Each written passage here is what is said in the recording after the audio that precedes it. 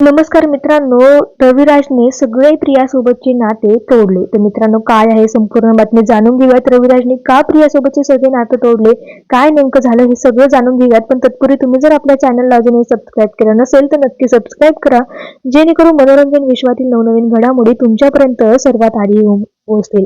तर मित्रांनो, आता अर्जुन जे आहे ते तन्वी विरोधात म्हणजे प्रिया विरोधात एकावर एक खोटे जे आहे म्हणजे एकावर एक जे आहे ते सत्य तिच्या समोर आणले आणि प्रिया आता खोटारडी बनली आहे. ती गुन्हेगार आहे हे रविराजला समजले आणि यामुळे रविराजला प्रचंड त्रास व्हायला लागलाय.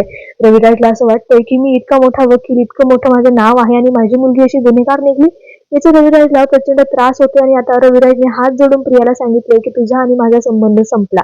आता हे सांगितल्यामुळे प्रियाला खूप त्रास म्हणजे तिला काय वाटत नाही, ती खोटीच आहे, खोटारडीच आहे, आपल्या सगळ्यांना माहित आहे. पण मित्रांनो, रविराजने आता प्रियासोबतचे सगळे संबंध तोडलेले आहे आणि यामुळे सुभेदार कुटुंबाला खूप मोठा धक्का बसलाय.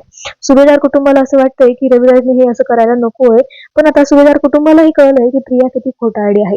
त्यामुळे आता पुढे काय होईल सगळं पाहणं रंजक असणार आहे. तुम्ही